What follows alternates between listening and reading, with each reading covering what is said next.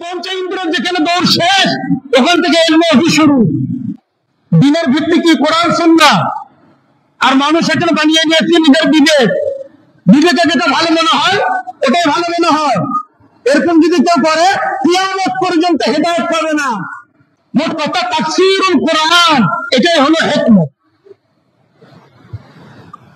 তো যাকে এই জ্ঞান দেওয়া হয়েছে, আল্লাহ তাআলা নিজে বলেন তাকে অনেক কল্যাণ দান করা হয়েছে, ইহকালে পরকালে। আলহামদুলিল্লাহ, সমস্ত প্রশংসা মহান আল্লাহ তাআলার দরবারে, যিনি আমাদেরকে পবিত্র জুমার দিন তার ঘর মসজিদে এসে কোরআনের আলোচনায় বসার তৌফিক দান করেছেন। আমরা সকলেই শুকরিয়া আদান বলি আলহামদুলিল্লাহ।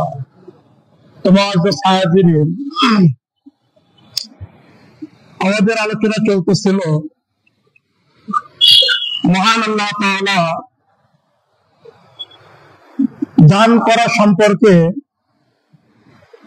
বিস্তারিত যে আলোচনাগুলি করেছেন, সে আলোচনা চলতেছিল। এই বিস্তারিত আলোচনার মাঝখানে আল্লাহ তাআলা দুইটা আয়াত নিয়ে আসছে। আল্লাহ তাআলা দুটো আয়াত নিয়ে আসছে। একটি আয়াত যেটি গত জুমায় আলোচনা হয়েছে, আশ-শাইতানু ইয়াইদুকুমুল ফাকরা ওয়া ইয়া'মুরুকুম বিল ফাহশা আল্লাহু ইয়াইদুকুম মাগফিরাতাম মিনহু ওয়া ফাদলা আল্লাহু ওয়াসিউন আলীম। আরেকটি আয়াত হলো ইউতিল হিকমাতা মান ইয়াশা ওয়া মান ইউতাল হিকমাতা ফাকাদ উতিয়া খায়রান কাসীরা ওয়া মা ইয়াযাক্কারু ইল্লা উলুল আলবাব। এই দুটি আয়াত মাঝখানে নিয়ে এসেছে। প্রথম আয়াতে আল্লাহ তাআলা ইবলিস শয়তানের কুমন্ত্রণা কিভাবে দেয়, ধোঁকা কিভাবে দেয়, ওটা নিয়ে আলোচনা করেছে। আর বিপরীতে আল্লাহ তাআলা বান্দাকে মাগফিরাতের ওয়াদা করেছে। উদ্দেশ্য হলো, ইবলিস শয়তান যখন বিতাড়িত হয় তখন সে আজম জজম করে নিয়েছে, দৃঢ় প্রতিজ্ঞা করে নিয়েছে, জাহান্নামে আমি একাই যাব না। যে আদমের জন্য আজকে আমার এই অবস্থা, ওই বনি আদমকে নিয়েই আমি জাহান্নামে যাব। তো আল্লাহ তাআলা ইবলিস শয়তান সর্বদা কি করবে? আল্লাহর নাফরমানির জন্য বলতে থাকবে, উৎসাহিত করতে থাকবে, যাতে গুনাহগার হয়ে যায়। আল্লাহ তাআলা বলছেন আমি আমার বান্দাকে কি করে দেবো? মাফ করে দেব। তাহলে ইবলিস শয়তান কি হয়ে গেল? নাখোশ হয়ে গেল, তার সমস্ত চেষ্টা বিফলে চলে গেল। এই ওয়াদা করার দ্বারা ইবলিস শয়তান সে কি হয়ে যায়? হতাশ হয়ে গেল। তার যে একটা উদ্দেশ্য ছিল, সে উদ্দেশ্যের মধ্যে এটা বিরাট একটা প্রতিবন্ধক মনে করে, হতাশ। আল্লাহ তাআলা বান্দার কাছে এবং ওয়াদা করেছেন যে ইবলিস শয়তান হতাশ। সুতরাং বান্দার উচিত যে আল্লাহ তাআলার বিধান এমন ভাবে মানা যাতে ইবলিস শয়তান হতাশ হয়ে যায়। কিন্তু আমাদের কাজ হয়ে গেছে কি? উল্টা। গত জুমায় যেটা আমাদের আলোচনা করতেছিল, এখানে আল্লাহ তাআলা বলেন ইউতিল হিকমাতা মান ইয়াশা, আল্লাহ তাআলা যাকে ইচ্ছা করেন হিকমত দান করেন। ওয়া মান ইউতাল হিকমাতা ফাকাদ উতিয়া খায়রান কাসীরা। আর আল্লাহ তাআলা নিজেই ঘোষণা করতেছেন, কোন নবীর হাদিস না, কি আল্লাহ তাআলা নিজেই ঘোষণা করতেছেন যাকে হিকমত দেওয়া হয় ফাকাদ উতিয়া খায়রান কাসীরা, তাকে অনেক কল্যাণ দান করা হয়। তার মানে হিকমতের মধ্যে ইহকাল এবং পরকালে সমস্ত কল্যাণ নিহিত। হিকমত কাকে বলে? গত জুমায় আমাদের আলোচনা এটাই চলতেছিল, হিকমত কাকে বলে। আমাদের সামাজিক অবস্থায় ইসলামের কিছু কিছু কি পরিভাষা, এটাকে এমন ভাবে বিকৃত করা হয়েছে যেটার মধ্যে থেকে একটা হলো হিকমত। হিকমতের নাম দেওয়া হয়েছে কি? কৌশল। হিকমতের নাম দেওয়া হয়েছে কৌশল। যে কোনো কাজ কঠিন হয়ে গেলে হিকমতের সাথে করো, কৌশলে করে না। যেখানে কোনো কথা বলা যায় না সেখানে হিকমতের সাথে কথা কথা বলুন, কৌশল অবলম্বন করুন। এই যে কৌশল, হিকমত বলতে বলতে কোন কোন জায়গায় একেবারে আল্লাহ তাআলার নাফরমানি, কোরআন সুন্নাহর বিকৃতি, এমনকি কুফরি করে ফেলে।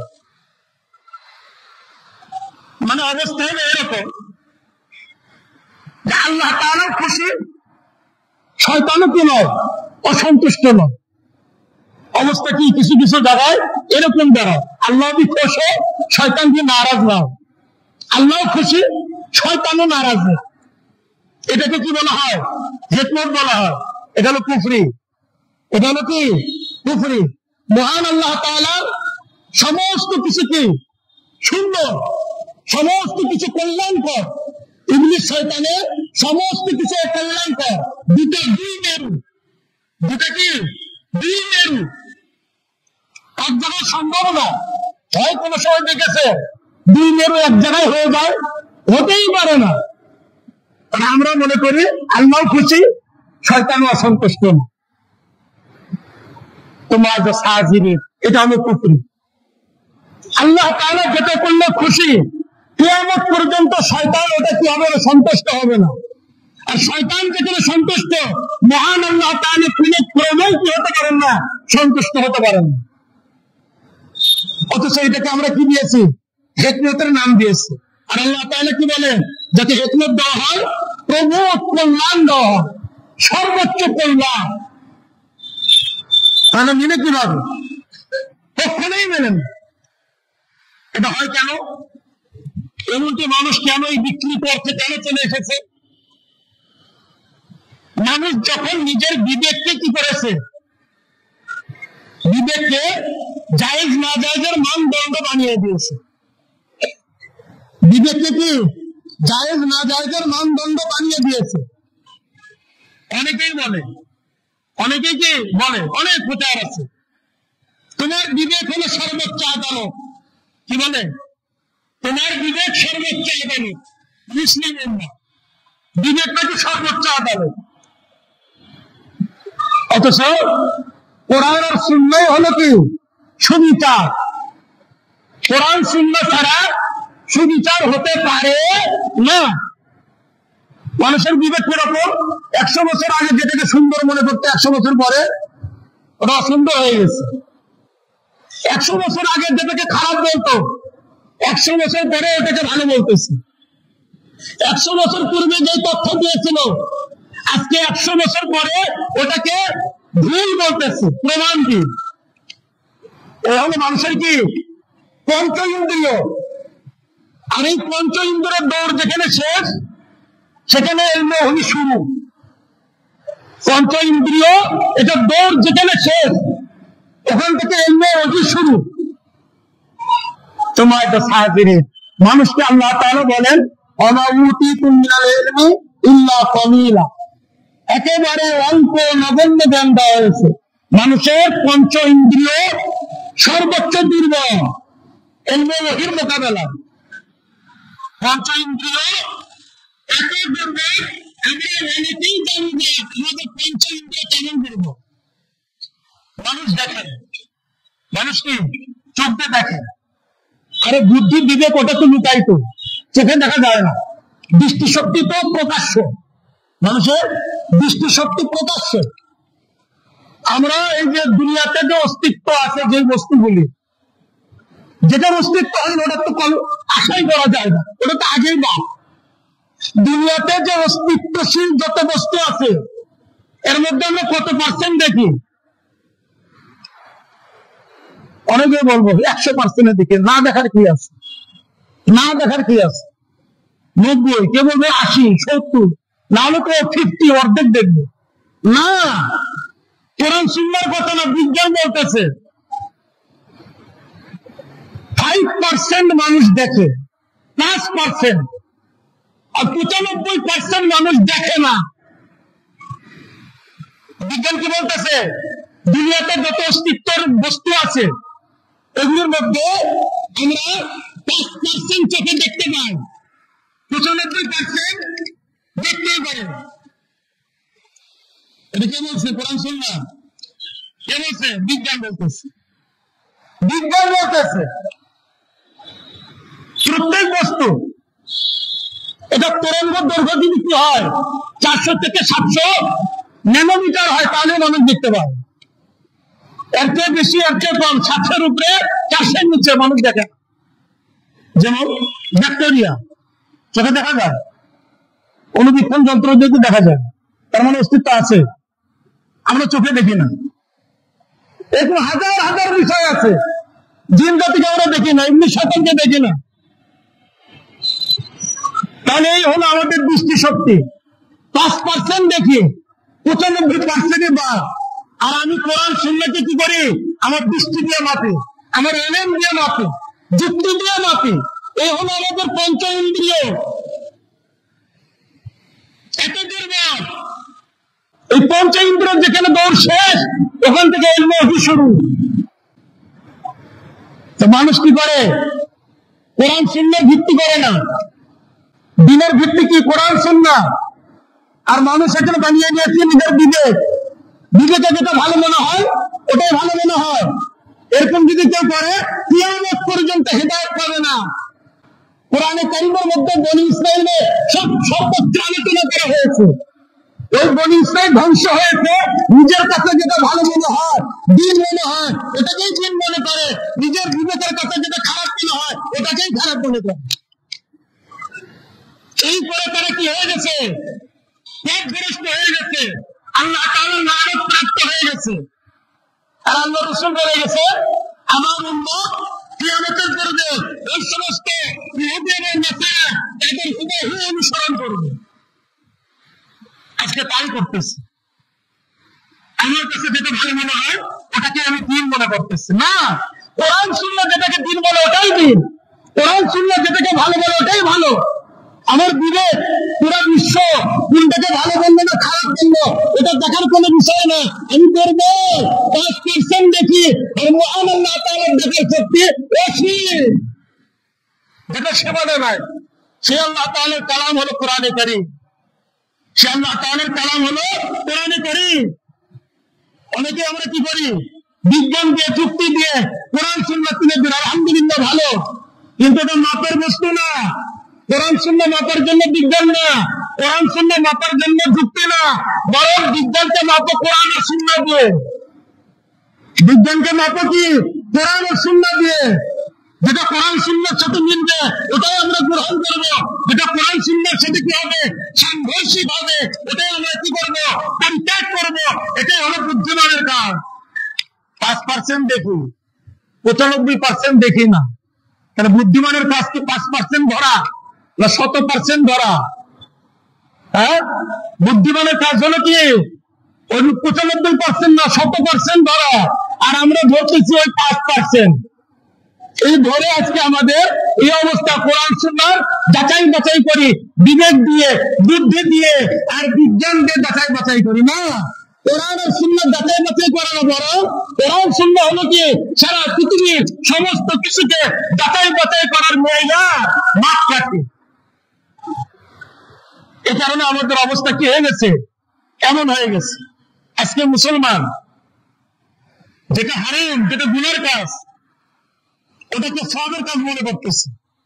আপনি তার কাছে কোরআন সুন্নাহ সমস্ত দলিল নিয়ে যান, সে বিশ্বাস করবে, ফিরবে না। তার মানে কি? কোথায় আছি আমি? আমার রব, আমার নফসকে আমার রব বানিয়ে নিয়েছি। আমার নফসকে, আমার মনকে কোরআন সুন্নাহর মধ্যে বসাই দিয়েছি।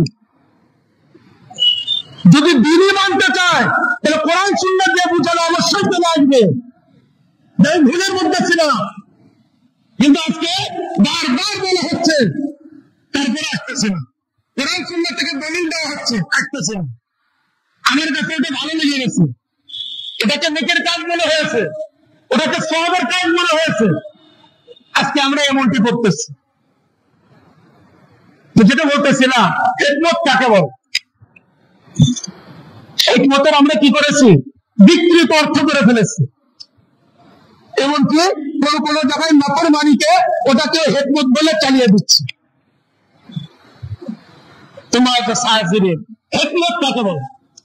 সাহাবা কেরাম রিদওয়ানুল্লাহি তাআলা আলাইহিম আজমাইন এবং মুফাসসিরিন কেরামগণ অনেকগুলি কি করেছেন, মতামত দিয়েছেন। প্রত্যেকটাই মতামত কোরআন থেকে দলিল দিয়েছেন। সর্বপ্রথম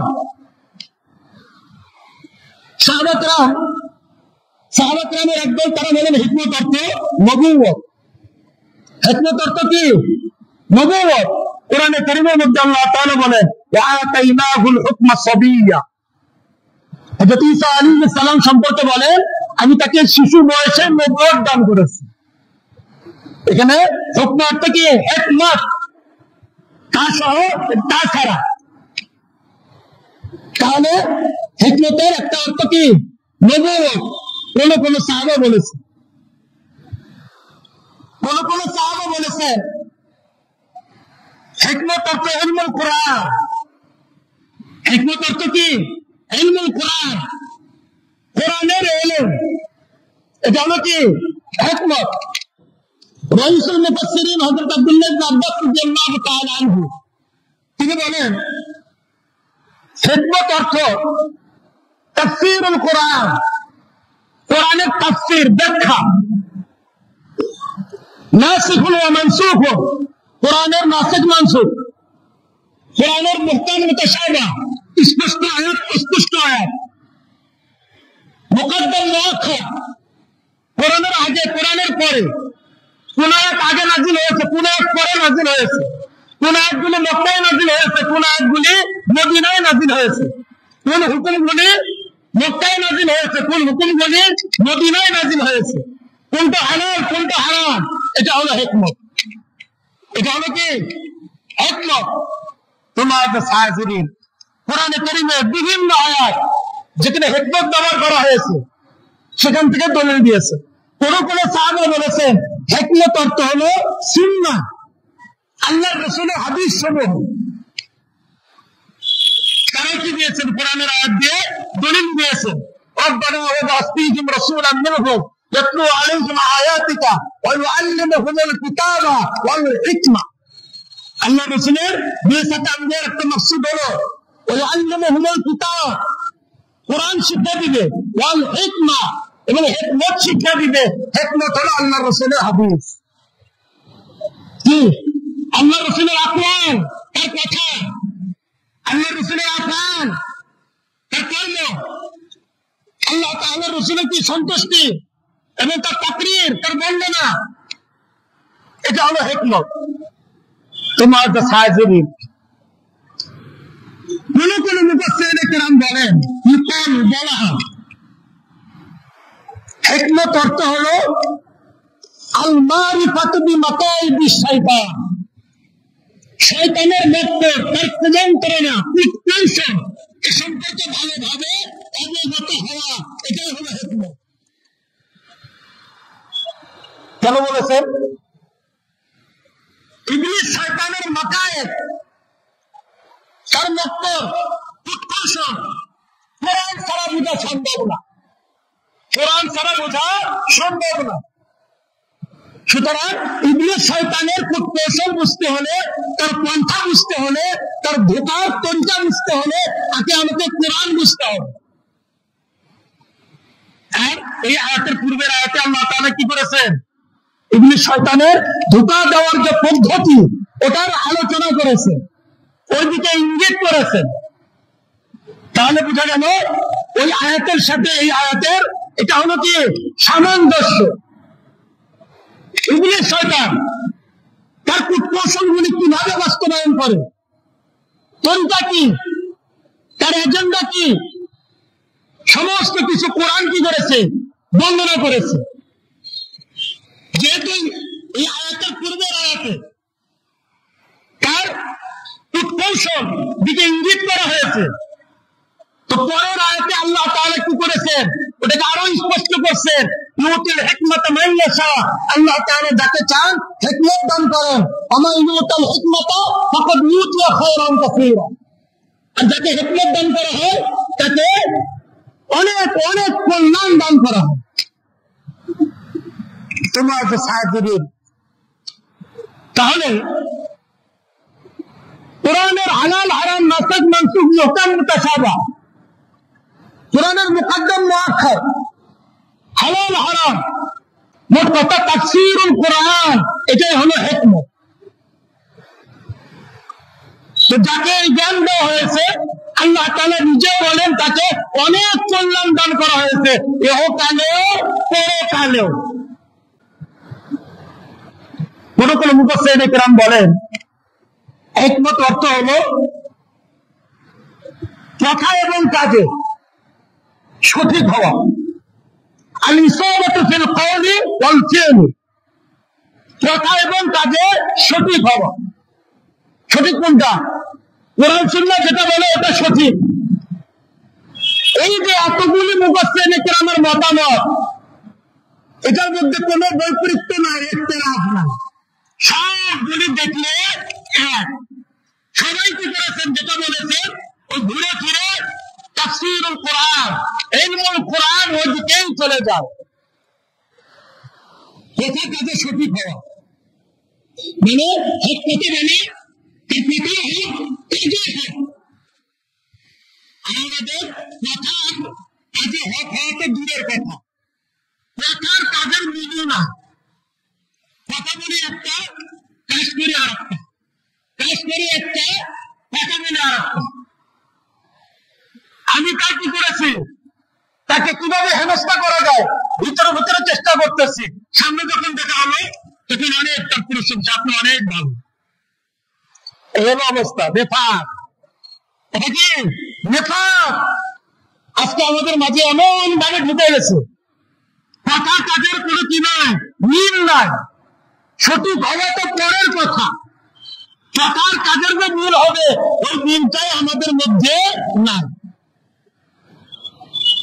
তোমার হাজিরিন, মহান আল্লাহ তাআলা এখানে বলেছেন হিকমত যাকে দান করা হয় তাকে প্রভূত কল্যাণ দান করা হয়, সবচেয়ে বেশি কল্যাণ। তার মানে কোরআন এবং সুন্নাহ মানব জাতির জন্য ইহকালেও কল্যাণকর, পরকালেও কল্যাণকর। আজকে যেটা আমার বুঝে আসতেছে না, 500 বছর পরে এটা বুঝে আসবে, কিন্তু কোরআন সুন্নাহ যেটা বলেছে ওটাই সঠিক। একটু কল্পনা করি, সাহাবা কেরাম রিদওয়ানুল্লাহি তাআলা আলাইহিম আজমাইন, তাদের জামানায় যখন কোরআন নাযিল করা হয়েছিল তখন কি বিজ্ঞানের এই জায়গায় কাজ ছিল, বিজ্ঞানের বল ছিল না। অনেক বিষয় বলি, অনেক বিষয় যেটা যুক্তি দাঁড় করানো সম্ভব ছিল না,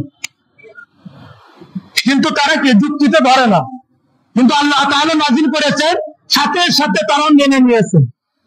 তাদের মধ্যে এই অবস্থা ছিল, এই আকীদা ছিল, এই বিশ্বাস ছিল যে আল্লাহ তাআলা যেটা বলেছেন ওটাই সত্য, আমার বুঝে আসুক অথবা না আসুক। এই যে তাদের আকীদা, তাদের দর্শন, তাদের বিশ্বাস, আজকে আমাদের অবস্থা কোথায় আমরা যে পৌঁছে গেছি। আজকে আমরা যারা মুসলমান, যারা মুসলমান নয় তাদের কথাটা বাদিয়ে দিলাম, আমরা যারা মুসলমান আজকে আমাদের আকীদা, আমাদের দর্শন কোন জায়গায় পৌঁছেছে। কোরআন যেটাকে ফরজ করেছে, ভালো বলেছে, এটাকে বিধান বলেছে, ফরজ বিধান। আজকে আমাদের মতো নামটা অস্তে মুসলমান, নামের মুসলমান, তারা বলতেছে এটা হটাও, নাউযুবিল্লাহি মিন যালিক। হক্কানি উলামা কেরাম সর্বোচ্চ ভাবে বোঝানোর চেষ্টা করতেছে, যেটাই হক, এটাই অধিকার, এটাই স্বাধীনতা, এটার মধ্যেই কল্যাণ। ব্যক্তি জীবন থেকে নিয়ে আন্তর্জাতিক জীবন পর্যন্ত এটার মধ্যে আমাদের ইজ্জত। কিন্তু কিছু মুসলমান নামদারি কি বলতেছে, তাদেরকে গালি দিচ্ছে, মুসলমান গালি দিচ্ছে, যেটা মেম্বারে বসে বলা কি নয়, সম্ভব না। কোথায় গেছে আকীদা? আকীদা তো পরে কথা, ইসলাম ইমান কোথায় গিয়েছে? এ কারণে মুহাম্মদুর রাসূলুল্লাহ সাল্লাল্লাহু আলাইহি ওয়াসাল্লাম তিনি বলেছেন, শেষ জামানায় মুশরিকদের সাথে মুসলমানদের একটা কি হবে, যুদ্ধ হবে। ওই যুদ্ধে অনেক মুসলমান তারা আগে কি হয়ে যাবে, ধরাশায়ী হয়ে যাবে। একদল মুসলমান মুশরিকদের সাথে মিলে যাবে। আজকে আমাদের অবস্থা দেখেন, আল্লাহ রাসূল বলে গেছেন 1400 বছর পূর্বে। আজকে তাকিয়ে দেখেন একদল মুসলমান কিভাবে কোরআন আর সুন্নাহর বিরোধিতা করতেছে। আমরা তাদেরকে মুসলমানই মনে করতেছি। হক্কানি ওলামায়ে কেরাম যখন কোরআন সুন্নাহর কথা বলতেছে, যখন হক্কানি ওলামায়ে কেরামকে গালি দিচ্ছে, আর আমার অন্তরের মধ্যে কোনো প্রতিক্রিয়া নাই। আমার প্রতিক্রিয়া তো দূরের কথা, মুসলমান তাদেরকে সাপোর্ট করতেছে। তা ঠিকই বলেছে, বিজ্ঞানের আলোকে বলেছে। ওই যে আমরা দেখি 5%, এই হলো বিজ্ঞানের আলোকে। বিজ্ঞানের আলোকে বলেছে যে বিজ্ঞানকে পঞ্চ ইন্দ্রিয় দ্বারা কি করা হয়েছে, তৈরি করা হয়েছে। আর সেই বিজ্ঞানী বলতেছে আমরা দেখি কি 5%, আর 95% দেখি না। এই 5% কে আমরা কি বলতেছি, এটাই সঠিক, এটাই সত্য, এটাই কল্যাণকর, এটাই যুক্তিযুক্ত। এই হলো সাহাবা কেরামের আমাদের মধ্যে আকীদার কি পার্থক্য। মুহাম্মদুর রাসূলুল্লাহ সাল্লাল্লাহু আলাইহি ওয়াসাল্লাম 1400 বছর পূর্বে কি করে গেছে, সতর্ক করে গেছে। আর আজকে কি বলা হচ্ছে, প্রস্তুত হও। যে দেশে যুদ্ধ লেগে যাচ্ছে বলতেছে সমস্ত জনগণ প্রস্তুত হও। অথচ মুহাম্মদুর রাসূলুল্লাহ সাল্লাল্লাহু আলাইহি ওয়াসাল্লাম তার উপর যে কোরআন নাযিল করা হয়েছে, এই কোরআনে ফরজ করে দেওয়া হয়েছে প্রত্যেক মুসলমান সর্বদা সর্বাবস্থায় যুদ্ধের প্রশিক্ষণ প্রাপ্ত হবে। যখন আল্লাহ রাসূল বলেছে, সাহাবা কেরাম বলেছে, এমনকি হক্কানি ওলামায়ে কেরাম বলতেছে, তখন বলে তারা জঙ্গি। যখন বিপদে পড়ে যায় তখন বলে যারা 14 বছর নিচে তাদেরকেও নিয়ে আসো, যারা বেড়াতে আসছে জোর করে ধরে যুদ্ধের প্রশিক্ষণ দাও। হচ্ছে কিনা? অনেক জায়গায় বিভিন্ন দেশ থেকে বেড়াতে গেছে, কোনো কাজে গেছে, উপার্জন করতে গেছে, তাদেরকে জোর করে ধরে যুদ্ধের প্রশিক্ষণ দিয়ে যুদ্ধে নামিয়ে দেওয়া হচ্ছে। অনেক অর্থ দেব, ডলার, লাখ লাখ ডলার তাদের বেতন দেওয়া হচ্ছে। আজকে কেউ তাদেরকে কি বলে না, জঙ্গি বলেন। মুসলমান আমরা কোন জায়গায় পৌঁছে গেছি। ইহুদি নাসারা, কাফের মুশরিক, ওটা তো দূরের কথা। আজকে আমরা যারা মুসলমান, আমাদেরকে নিয়ে আমরা কি করতে পারি, চিন্তা ভাবনা করতে পারি যে আমরা কোথায় পৌঁছে গেছে, এত অন্ধ হয়ে গেছে, এত নির্বোধ হয়ে গেছে। আজকে কোরআন সুন্নাহ বুঝে আমরা বুঝতেছি। অথচ মুহাম্মদুর রাসূলুল্লাহ সাল্লাল্লাহু আলাইহি ওয়াসাল্লাম 1400 বছর পূর্বে এই ভবিষ্যৎবাণীগুলি করে গেছে। আল্লাহ রাসূল যা করে গেছে আজকে আমাদের এক এক করে আমাদের সামনে চলে আসতেছে। আমরা গাফেল, আমরা ঘুমিয়ে আছি। যে পরিমাণ আমরা অসচেতন থাকবো, গাফেল থাকবো, সে পরিমাণ আমাদেরকে খেসারত দিতে হবে। সুতরাং যত দ্রুত কোরআনের সুন্নাহর দিকে যাব, কোরআন সুন্নাহর বিধানের দিকে যাব, তত আমরা নাজাত পাবো, মুক্তি পাবো, এও কল্যাণ হবে, এখানে কল্যাণটা আছে। তো মহান আল্লাহ তাআলা কি বলেছে, ওমা ইউতাল হিকমাতা ফাকাদ উতিয়া খায়রান কাসীরা। যাকে হিকমত দেওয়া হয়েছে তাকে সর্বোচ্চ অনেক, আল্লাহ বলেন কাসীর, ওটার কোনো কি নাই, সীমা নাই, অনেক কল্যাণ দান করা হয়েছে। এটা কার কথা? আল্লাহ তাআলার কথা। এটা হলো ইসলামের কি দর্শন, এটা হলো ইসলামের বিশ্বাস। আজকে আমরা কোথায়? যাকে কোরআন সুন্নাহর জ্ঞান দান করা হলো, আল্লাহ তাআলা বলেন ফাকাদ উতিয়া খায়রান কাসীরা, কল্যাণকর সর্বোচ্চ কল্যাণ তাকে দেওয়া হলো। আমাদের দর্শন কোথায়? আমাদের আকীদা কোথায়? যে যত বেশি বিজ্ঞান শিখতে পারলো সে তত বেশি কি কল্যাণকর। কোরআনের সুন্নাহর ইলম যারা অর্জন করলো এরা হলো নির্বোধ। এরা হলো কি নির্বোধ। এটা হলো আমাদের দর্শন, এটা হলো কি আমাদের দর্শন। এই দর্শন নিয়ে যদি কবরে যায় আর যদি বলে মান রব, তোমার রবকে বাড়াবে কি রব্বি আল্লাহ, আমার রব আমার আল্লাহ বাড়াবে। যদি বাড়ায় করতে পারেন কোনো আপত্তি নেই, পরিবর্তনের দরকার নাই। আর যদি না বাড়ায় তাহলে এখন থেকে এই মুহূর্ত থেকে মৌতের কোনো গ্যারান্টি নাই, তখন কবরের ডাক দিলে বুঝতে পারবো না, বোঝার উপায় নাই। সুতরাং এখন থেকে নিয়োগ করে নেই আমার দর্শন, আমার আকীদা হবে কোরআন আর সুন্নাহ, আল্লাহ আল্লাহর রাসূলের মোতাবেক। কোরআন সুন্নাহ তো দুনিয়া করতে নিষেধ করেনি, বরং সওয়াবের কাজ বলেছে। কি বলেছে? সওয়াবের কাজ। তুমি হালাল রুজি কি করে তালাশ করো, এটা হলো তোমার জন্য সওয়াব। তুমি হালাল রুজি উপার্জন করে কষ্ট করে নিয়ে এসেছো, আল্লাহ তাআলা এই রাসূলের মাধ্যমে বলে দিয়েছেন তোমাদের পরিবারের মতো আর যে যাচ্ছে প্রত্যেকটা লোকমা তোমার জন্য সওয়াব। নিষেধ তো করেননি, তবে কি কোরআন আর সুন্নাহ অনুযায়ী। তাহলে আমার কি হবে? ইবাদত হবে। আমাদের দর্শন পরিবর্তন, আমাদের বিশ্বাস এটাকে চুরমার করে দিয়েছে, দিয়ে এখন তারা যা ইচ্ছা তাই করতে পারতেছে। আজকে তাদের শূন্যের দরকার হচ্ছে না, কোন কুফর গোষ্ঠীর দরকার হচ্ছে না। আমাদের মধ্যে যারা মুসলমান আছে তাদেরকে দিয়ে তাদের এজেন্ডা বাস্তবায়ন করতেছে। মুসলিম নিধন করো, শেষ করে দাও, শিক্ষা শেষ করে দাও, তাদের মেরুদণ্ড ভেঙে দাও, তাদের লোকের দরকার নাই। মুসলমান আজকে মুসলমানের মেরুদণ্ড ভেঙে দিচ্ছে তোমার সাহায্যে। তাহলে কোরআন আর সুন্নাহর দর্শন হলো ওমা ইউতিল হিকমাতা ফাকাদ উতিয়া খায়রান কাসীরা। মুফাসসিরিনে কেরাম কি করেছেন? অনেক এটা তাফসীর করেছেন। খায়রান কাসীরা, খায়র মানে কি? কল্যাণ মানে কি?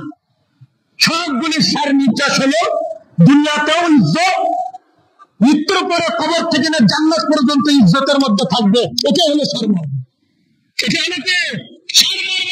1400 বছর পূর্বে বলে গেছেন ইজ্জত আমার কোথায়। আর আমি আজকে 1400 বছর পরেও আজকে ইজ্জত তালাশ করতেছি কুফরের মধ্যে, ইজ্জত তালাশ করতেছি কুফরের মধ্যে, শিরকের মধ্যে, বিদআতের মধ্যে। এই যে বললাম আগে আমাদের আকীদা, বিশ্বাস, চিন্তা, চেতনা, দর্শন সব ভেঙে চুরমার করে দেওয়া হয়েছে। এরপরে তারা যা ইচ্ছা তাই করতেছে।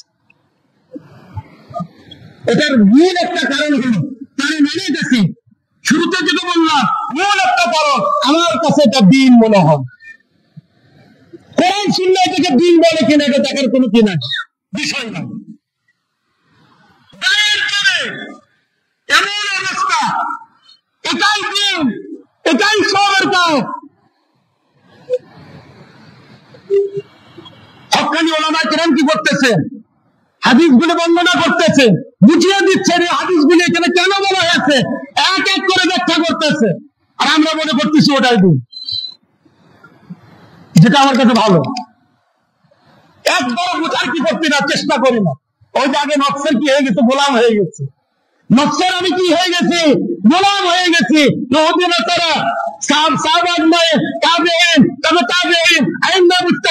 তারা ছিল আল্লাহ আল্লাহ রাসূলের গোলাম। ওখান থেকে আমাদেরকে সর্বপ্রথম কি করেছে? নকশের গোলাম বানিয়ে দিয়েছে। নকশের গোলাম যখন বানিয়ে দিয়েছে, এখন নকশ যেটা বলে, নকশ যেটা চাই ওটাই দিন, ওটাই করলাম। তো আমার কাছে এমনটি হয়ে গেছে। আজকে উলামায়ে কেরাম বারবার বলতেছে মাকরুহে তাহরিমি, মহিলাদের মসজিদে জামাতের সাথে নামাজ পড়া মাকরুহে কি তাহরিমি, ঈদগাহে যাওয়া মাকরুহে তাহরিমি। আমি বুঝতেইছি না। দুনিয়ার ক্ষেত্রে আমার অবস্থা কি? একজন ডাক্তারের কাছে যদি একটা রোগী মারা যায় অপারেশনে, আমার জানা মতে তার কাছে অপারেশনে যাই না। আর দিনের ক্ষেত্রে কি বলি? অমুকে তো বলতেছে, তুমুকে তো বলতেছে, অমুক জায়গায় হচ্ছে, অমুক জায়গায় করতেছে। দুনিয়ার ক্ষেত্রে কি অবস্থা? যদি কোন রকম জানতে পারি যে ওই ডাক্তারের কাছে অপারেশন করতে গিয়ে একটা রোগী মারা গেছে, আমি জানা সত্ত্বেও, জীবন থাকা সত্ত্বেও আমি কি করি না, তার কাছে কোনো রোগী নিয়ে যাই যদি মরে যায়।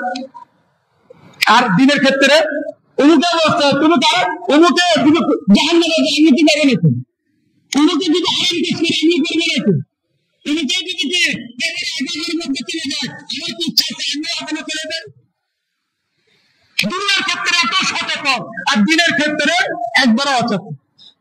তারা যে হাদিস দিয়ে বলতেছে, দলিল দিচ্ছে, প্রমাণ দিচ্ছে, হক্কানি ওলামায়ে কেরাম ওই হাদিস দিয়ে বলতেছে, আপনার চোখের দেখেন এখানে কি বলতেছে